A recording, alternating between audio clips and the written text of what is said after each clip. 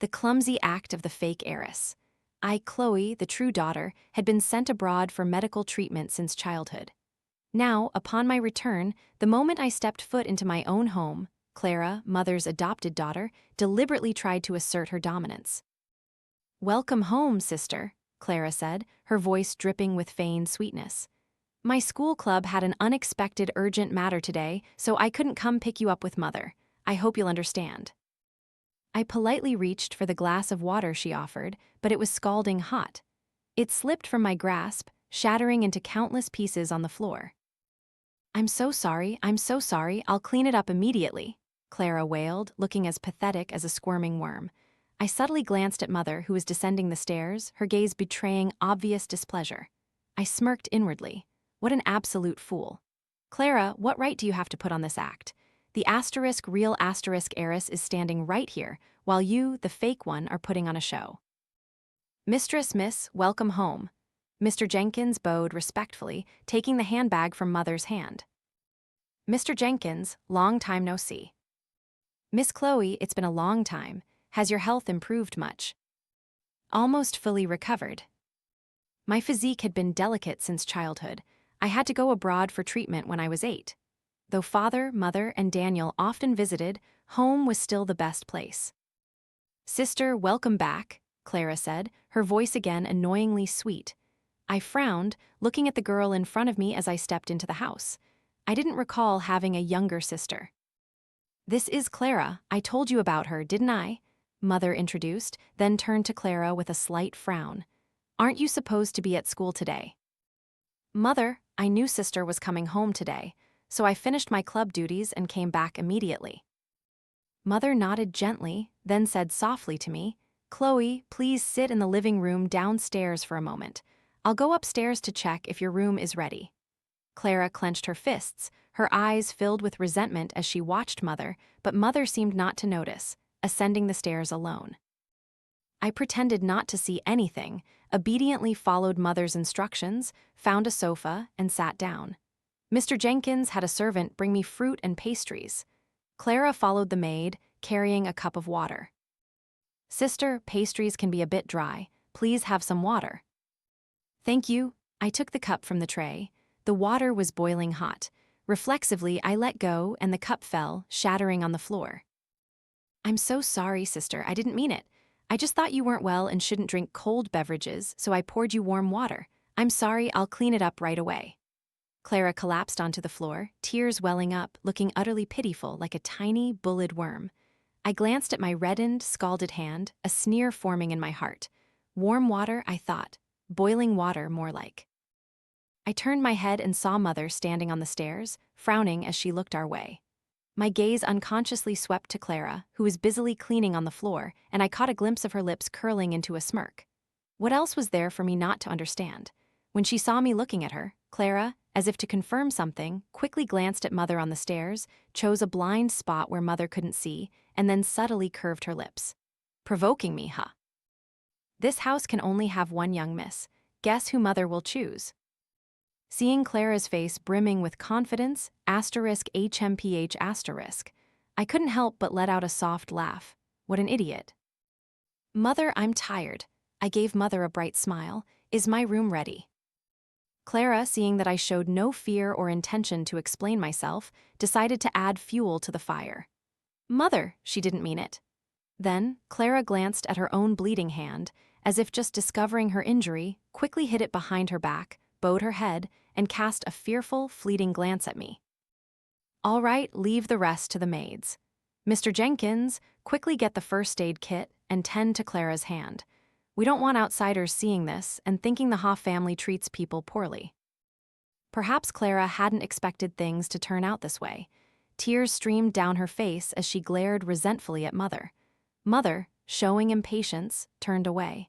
"Chloe, come quickly and see how I've specially decorated your bedroom." When facing me, Mother's attitude seemed to change completely. As I rounded the bend on the staircase, I subtly turned my head, smirking mockingly at Clara, who was fuming downstairs. She wanted to harm me, to make Mother hate me, so she could monopolize Mother's love and enjoy the Hoff family's wealth and prestige all by herself. What a pity, Clara was mistaken. Mother is asterisk my asterisk biological mother, and in this house, boundless love belongs to me asterisk. As for her, Clara, alone and isolated, she was merely an adopted child mother brought home out of momentary pity. Yet she dared to dream of taking my place. Honestly, before this, I had no ill will towards Clara. Mother had told me the story of her adoption. One day, Mother was attacked by a fierce dog in our residential area. In the midst of the danger, Clara suddenly rushed out, too fast for anyone to stop her.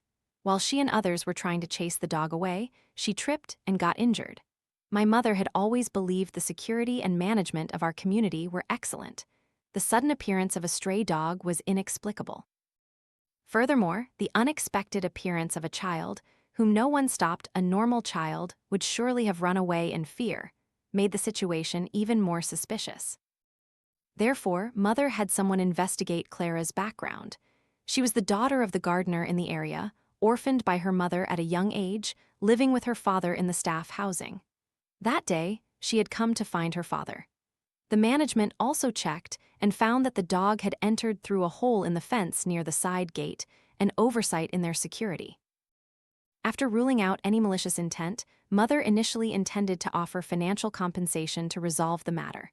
But when she visited Clara at the hospital, Clara, in a hazy state, hugged Mother and called out, "Mommy." "Oh," Mother had confided to me when she visited me abroad, "the little girl was about your age, lying frail in bed, and I thought of you." She cried desperately, saying she missed her mother. My heart ached, so I adopted Clara. I was incredibly grateful to Clara for helping Mother. My family is wealthy. Taking in one more person was not an issue, especially since she was Mother's benefactor. Thus, over the years, as long as Clara's requests weren't too unreasonable, Father and Mother tried to fulfill them, even favoring her more than me, the true heiress of the family. Perhaps it was this very preferential treatment that led Clara to mistakenly believe that our family adored her. But Clara was excessively greedy, and at the same time, incredibly foolish. Mother's decisive stance, completely in my favor, silenced Clara for a long time. All my university enrollment procedures were complete. Coincidentally, I was attending the same university as my brother, Daniel, and Clara, even in the same class as her. "Hello everyone, I'm Chloe Ha. Please take care of me." I introduced myself confidently from the front of the classroom. From below, Clara smiled and waved, calling out, "Sister, come sit with me." I stepped down from the podium, walked past Clara's seat, and gave her a slight, polite smile. "Miss Clara," I replied, "my mother only has one daughter, me. Also, I don't have a younger sister, and you are older than me, so this form of address isn't appropriate." I didn't choose to sit with Clara, instead finding a seat near the window at the back of the class. As soon as I sat down, a sarcastic male voice rang out from behind me. "HMPH, just some abandoned kid who came back from abroad and now thinks she's a noble young lady. She's not even worth a strand of Clara's hair." Abandoned abroad? I thought I misheard. Although I was abroad for medical treatment, my mother was basically always with me. My brother, Daniel, also spent his winter and summer breaks visiting. My father, though busy, made an effort to visit whenever he had time. I was abandoned abroad? How ridiculous. I didn't need to guess to know Clara was spreading these rumors. I ignored Clara's fans behind me, simply smiled faintly and asked Clara, "Did you tell him this?" Clara stammered, afraid to answer, but the boy behind me aggressively spoke up. "You're too arrogant. With me here, don't even think about bullying Clara." "Bullying her again? That sounds interesting," I said, my voice calm. "Excuse me, may I interrupt you for a moment? I've been living abroad since I was 8 and only returned about a week ago. Clara and I have only met once, on the day I came back, so how did I end up bullying her again?" I looked calmly at the boy behind me. "Are you perhaps jealous of Clara? Do your parents spoil Clara so much that you've grown envious? The moment you returned, you deliberately broke a glass, forced Clara to clean it, injuring her hand, and you still dare to say you haven't bullied anyone." After hearing that, I found it utterly ludicrous. This was the most hilarious story I'd heard all year. I'm jealous of Clara? Oh, did Clara tell you this? Or did she intentionally say things ambiguously and let you draw your own conclusions? The boy stammered, unable to form a coherent reply, because in reality that was precisely what had happened. That day, Clara had arrived with her hand bandaged. When asked, she hadn't clearly explained the situation, only tearfully recounted how she had accidentally cut herself while cleaning up the glass fragments. Then, choked with emotion, she'd sobbed, "Mother's daughter is back, I didn't mean it. Sob asterisk. I only wanted to bring sister a glass of water." Perhaps not expecting me to be so resolute, Clara stood up, intending to leave. I made no attempt to hide my disdain, staring at Clara, who was clearly trying to run away. "Where are you going to hide? Clara, I think I need to clarify a few things with you. They say it only takes one mouth to fabricate a lie, but it takes broken legs to clear one's name. I still have to study at this school, and no one is allowed to tarnish my reputation. So I need to quash these rumors before they spread any further." "Exactly, where are you going to run off to?" Several other girls stepped forward, blocking Clara's path. My mother had been abroad with me for many years. Father and Daniel were both busy. Aside from matters concerning me, they rarely paid attention to other things. Clara, as mother's adopted daughter, had money and relied on the Ha family's influence. She grew increasingly arrogant at school, especially in university, where her old friends who knew her true colors were no longer around. She thought no one in my family knew, but in fact, our homeroom teacher had reported back to Mother. Mother had even subtly reminded her, but some people are just too foolish to understand, mistakenly believing Mother cared for them. While some admired Clara, naturally, others disliked her. Clara glared at me furiously, her eyes red-rimmed, looking as if she was enduring immense injustice. "Chloe, don't push your luck. Clara didn't pick a fight with you, so why are you speaking so harshly?" Someone, who had clearly run out of patience, spoke up. "What exactly have I done to her, then?" I calmly spread my hands. "I just think it's better to say what needs to be said with the people involved present, so no one can later claim I'm fabricating stories. You people are truly Clara's rabid fans. You jump to her defense even before she signals. Do you not want to be human anymore, preferring to act like dogs?" "These two girls are certainly sweet talkers, a pleasure to listen to," I continued, my voice even. "I've only just returned from abroad. I don't understand where you heard such baseless rumors to develop such animosity towards me." I maintained a polite smile, completely unconcerned by the curious glances around me. My health has always been delicate. I went abroad for recuperation, not, as someone said, because I was abandoned. Furthermore, my mother has been with me almost constantly abroad these past years. My brother, Daniel, also frequently joined me during winter and summer holidays. Love and hate are clearly matters of the heart. That's right, Daniel and Ethan are good friends. Daniel goes abroad every year during the winter and summer holidays, saying he's going to stay with his sister. "I know this," a classmate interjected. "My cousin is in Daniel's class. Chloe, we believe you." I wasn't surprised that someone stood up as a witness. The students at this school were all from powerful families, most of them knew each other. Even if I didn't explain, they wouldn't dare mess with me, a true heiress of the Ha family. It's just, why should I have to face the whispers, malicious words, and indifference of some classmates in my upcoming school life, all because of Clara's rumors? And the saying, 3 men make a tiger, rumors are terrifying. Eventually, people only believe what they hear. Besides, Clara is only Mother's adopted daughter. She doesn't bear the Ha surname. The Ha family and she have no blood relation whatsoever. I smiled, looking at Clara, and continued. "When you helped my mother chase the fierce dog out of the residential area, I was truly grateful to you. In the process of helping Mother, you unfortunately slipped and got injured. All medical expenses were paid by my family. Moreover, your father also received a substantial compensation sum from us. Our connection should have ended there, but my inherently kind mother felt pity for a girl your age who had lacked maternal love since childhood, and so she decided to adopt you. Now everyone knows the full story. It turns out adoption can hide many complexities. I ask you, how has my family treated you?" Everyone's eyes fell on Clara, who was dressed in clothes worth tens of millions and expensive gold and silver jewelry totaling millions. She often boasted to everyone about her new handbags and jewelry. The entire class fell into an unusual silence. Just by saving a dog, she could ascend to a life of luxury. The Ha family had been too generous with this savior, even overly indulging her. If it were their own family, they would probably just give a little money. Although Clara always boasted about being a Ha family heiress, everyone implicitly understood she was merely an adopted child, without formal status. Her true background could easily be found out with a little digging.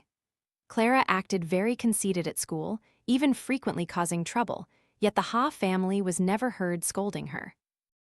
Because of this, some thoughtless people genuinely believed that this adopted daughter, who bore a different surname, was even more spoiled than the biological daughter, and that our family was being taken advantage of without realizing it. But most people understood clearly that a biological child is always a biological child. Previously, they simply hadn't known the full story. They had assumed Clara was beloved by the Ha family, and out of respect for my parents, they hadn't opposed Clara's arrogance. Everyone looked at her with contempt. Eating their food, wearing their clothes, enjoying the best education, and then turning around to slander their biological daughter. I'm sorry, Sister Chloe. I shouldn't have tried to win Mother's affection from you. You know, I never had a mother's love since I was little. I cherish Aunt Ha very much. I was just afraid that when you came back, Mother Aunt Ha wouldn't need me anymore, so I did those things. I'm sorry, I was wrong. Sob, asterisk. Clara burst into uncontrollable sobs. The surrounding classmates exchanged glances, their eyes flitting between me and the distraught Clara. We've probably gone too far. What's too far? Chloe didn't scold her or lay a hand on her. She's just suddenly crying as if she's being bullied. Didn't she repeat those same slanders against Chloe every day in class? HMPH, truly an ungrateful wretch. That's Chloe's biological mother. Does she really need to fight for her? The classmates argued incessantly, each with their own opinion. A few of Clara's rabid fans still adamantly defended her. Clara lacked a mother's love since childhood. She was just too afraid of losing this mother. She hasn't committed any serious crime. Clara has endured many hardships since she was young. You are a Ha family heiress. Why can't you be generous with her? Why are you so aggressive? How disappointing. Oh, come on, is this what you call being generous with someone else's feelings? What does her suffering have to do with Chloe? How many people in this world suffer? Should they all blame others? The turn of events seemed a bit different from what Clara had calculated. She was crying so desperately, everyone should have sympathized with and pitied her, shouldn't they? Clara's crying suddenly stopped. She secretly peeked at those around her. Seeing Clara's unsightly demeanor, I couldn't help but let out a laugh. Keep acting, kid. I glanced at the boy standing behind her. Even if you say that, you're the one who bullied Clara. Otherwise, where did the injury on her hand come from? The foolish, pathetic boy still stubbornly glared at me. Haha, why would I bully her? I'm prettier than her, richer than her. Furthermore, my parents and brother all love me, so what reason would I have to bully her? He fell silent but still stubbornly stared at me. The fact that Clara's hand was injured is true, it's just the sequence of events. Fine then, since we've come this far, let's resolve this once and for all to prevent future trouble. I'm not some monster who enjoys bullying others. Clara herself brought me the tray of water, and I, being polite, accepted it. Who would have thought the cup contained boiling water? I dropped it because I was scalded, and she then knelt to clean it up and got herself injured. He choked, yet stubbornly tried to pin the blame of bullying Clara on me. That's just your one-sided story. I smirked. And Clara's words aren't a one-sided story too. Besides, who in their own home goes to such lengths to carry a single cup of water on a tray? Clara's face turned ashen. I'm sorry, sister. I know Mother always favored me. It's understandable that you're unhappy. After all, she's your biological mother. From now on, I won't compete with you for Mother's affection. Having said that, Clara started sobbing again, looking at me with a pitiful expression. I knew Clara wanted to cling to this excuse. After all, neither side had concrete evidence, and no one would go verify with my family. In such ambiguous situations, people usually lean towards Clara. But I had no intention of letting Clara off so easily. This person was utterly detestable. If she knew her place and respected Mother, I wouldn't have hesitated to continue providing her with a comfortable life. Who knew that these peaceful days would be the very time she used to incite classmates at school against me? One slight mistake, and I'd fall right into her trap. Given the current situation, if I didn't deal with this thoroughly, my future school life would likely face endless subtle psychological bullying. I confidently pulled out my phone and made a call. Chloe, what are you doing? Clara rushed forward in a panic, her face demonic. Are you going to push me to the brink? Aren't you going to end my call? So, your inciting friends at school to mentally abuse me wasn't also trying to push me to the brink. I suppressed my emotions, my face suddenly turning pale. Chloe, are you okay? A few classmates noticed my unusual appearance and asked worriedly. This is exactly what I want. Clara wants to suppress me with her fake morality, so why can't I fight back? It's just my old illness recurring. It took 10 years of treatment abroad for it to get better. The doctor warned me not to get agitated. I waved my hand, took a bottle of medicine from my bag, poured out 2 pills, and swallowed them with water. My complexion gradually returned to normal. The classmates fell silent, a few looked regretful. My goal was achieved. I suddenly noticed Clara staring intently at my medicine bottle with a very strange look. Just then, my phone rang. I answered. On the other end was Mother's warm, concerned voice. Chloe, what's wrong? Why are you suddenly calling me? Today's your first day of school back home. How do you feel? Have you made any friends? Mother, I'm fine. I just missed you, so I called. When Mother called back, I knew there was no need to pretend to be strong. Subtle cleverness was the most lethal blow. I deliberately smiled at Clara. Mother, I'm in the same class as Clara. What a coincidence. If you don't like it, I'll talk to the teachers and get your class changed. Come home early tonight, okay? Your brother, Daniel, and Ethan just returned from their competition. Father knows you're back and wants to have dinner with you. Mother's attitude said it all. Clara's lies crumbled without me having to expose them. Under the derisive gazes of her classmates, Clara, flustered, ran out. I can't believe Clara is like that. I used to think that family really liked her.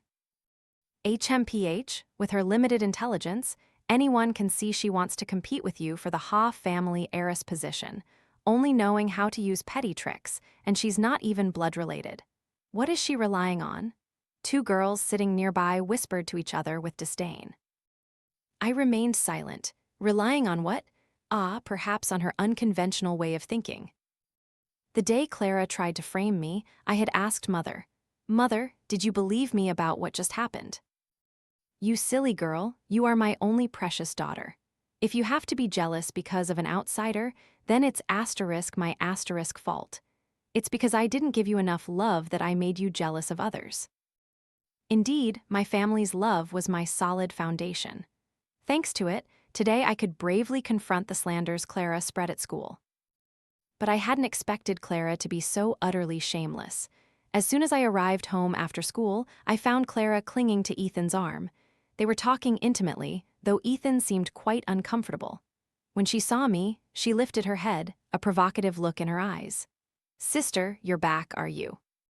Chloe, Ethan, as if grasping a lifeline, continuously winked at me. It was ridiculous. A usually calm and composed Ethan was actually behaving like this. Where's Daniel? I asked. He's taking a shower upstairs, Ethan replied, his gaze at me full of silent complaint. A shower? I didn't believe it for a second. That was definitely just an excuse to avoid Clara, abandoning his best friend. Daniel had often complained to me about Clara's strange actions. Once, when no one was home, in the middle of the night, she ran from her house to ours wearing a thin nightgown. Daniel thought there was an emergency and hurriedly opened the door. Who knew she'd rush straight in to hug him, claiming she had a nightmare and wanted to sleep with him. Afterwards, Daniel had to call Mr. Jenkins to take her home. Only because she was Mother's adopted daughter did Daniel not make a big deal of it. Since then, whenever Daniel saw Clara, he'd avoid her. He absolutely never stayed alone with her. Truly, once bitten by a snake, for 10 years one fears a rope. According to Daniel, she had some mental issues and didn't understand reason. I'll go wash some fruit for everyone, I said. I'll help you. Ethan quickly stood up, gently removing Clara's hand from his arm. Brother Ethan, let me help sister instead. Big male hands are for making money, not for these trivial tasks, Clara insisted. Indeed, Daniel's words were not wrong. Clara truly had issues. Clara followed me into the kitchen. Sister, the person Brother Ethan likes is me. You can't win him over. Brother Ethan's future wife can only be me, she said. I was truly speechless. I didn't know where she got such confidence. I didn't want to waste my breath on such a person. The Ethan family would certainly never accept someone so simple-minded. After I finished cutting the fruit, Clara pushed me aside, snatching the plate of fruit. Growing bolder, she didn't speak. "Brother Ethan?" But Ethan had already run up to Daniel's room. I didn't pay any more attention to her, going upstairs to find Daniel. Seeing this, Clara also followed, hugging the plate of fruit. I lightly knocked on Daniel's door. He opened it just a crack, pulled me inside, and immediately slammed the door shut. "Brother Ethan, brother, please open the door. I've peeled fruit for both of you." Clara kept knocking persistently outside. I really can't stand it anymore. Just thinking about this person constantly coming to our house in the future. Daniel hugged my arm tightly, as if imagining something utterly horrifying, and shook his head vigorously. "My dear sister, our parents spoil you the most in this house. Please help me talk to them about this." I nodded in agreement immediately. I didn't want to live in my own home without peace either. The knocking suddenly stopped. "Brother Daniel, brother Ethan, I'll leave the fruit plate out here, okay? I have some urgent matters, I have to go home. I won't be able to stay for dinner with everyone." The sound of footsteps gradually faded away. Only when Mr. Jenkins came upstairs to call Daniel and me down for dinner did we dare to open the door. And indeed, Clara was no longer there. My family and Ethan had a rather pleasant dinner. After seeing Ethan off, I recounted everything about Clara to Mother, including the incidents at school. After all, I was a good daughter. As soon as I finished, Daniel seemed to unload a heavy burden from his heart, sighing and recounting all the strange things he had endured because of Clara over the years. Some of these stories were new to me, and I was genuinely shocked. Father frowned slightly, his face unhappy, while Mother's eyes widened, clearly showing disbelief. "Don't be sad, darling. It's all because you're too kind. It's not too late to recognize her true colors. Tomorrow, we'll make a public announcement to end this relationship. As for her university tuition, we'll continue to provide for it until she graduates." This was Father's solution. Daniel and I had no objections. We understood Father's deeper intentions. Things hadn't reached a point of no return. Doing it this way would avoid unnecessary gossip and prevent ill-intentioned people from exploiting the situation, which could cause unwanted disruptions to our family company, completely unnecessary. That tuition money was like a grain of sand in the desert to our family. Using money to resolve such a disaster was a bargain. Mother, even more so, had no objections. Thinking that her own momentary kindness had led to all this, she was utterly exasperated. "I can't tolerate it anymore. I must reclaim all the jewelry and money I've given her over the years. I can't let that girl bully my child and then casually enjoy my money." Daniel and I exchanged smiles, the suppressed frustration in our hearts finally dissipating. "Mother, we'll help you think of a way." "Miss, it's time for your medicine." Mr. Jenkins brought warm water and the medicine bottle. By habit, I poured 2 pills into my hand and took them with water. Why does the medicine taste a bit bitter today? I didn't suspect a thing. After discussing Clara, I went to take a bath and went to bed. Not long after lying down, I began to feel discomfort in my chest and extreme difficulty breathing. At this point, I couldn't even get up. Fortunately, there was a call bell installed by the bed. Mother had it put there in case something unexpected happened while I slept alone. I never thought it would be useful today. The bell rang, and the entire mansion lit up. I was immediately rushed to the emergency room. It wasn't until dawn that I finished having my stomach pumped and was wheeled out of surgery. My stomach was upset, and my mouth tasted bitter and sour. "Mother, there's something wrong with the medicine." "Son, quickly go home and take the medicine Chloe drank last night for testing immediately." Daniel silently left the hospital room. The test results showed that the medicine bottle contained 2 types of pills, visually very similar. One was the special medication formulated specifically for me, and the other was common over-the-counter fever reducer. These 2 medications had completely opposite effects, and combined with my weak constitution, they caused the chest pain and difficulty breathing.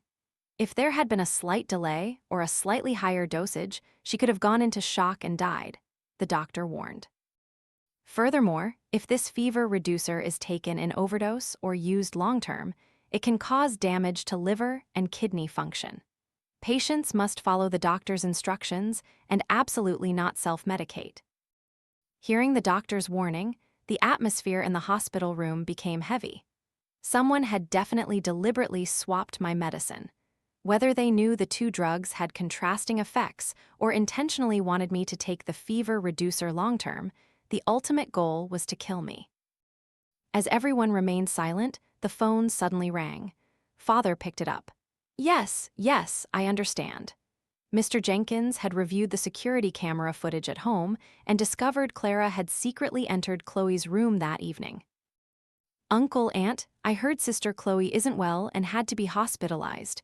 I came to visit her. Clara bowed her head, not daring to face anyone. Daniel angrily stepped forward and grabbed her. Clara, I can't believe you're so malicious. You dared to swap my sister's medicine. You almost killed her. It wasn't me. Let go of me. Clara struggled but couldn't escape Daniel's grip. Clara was led away to the police station right in front of everyone.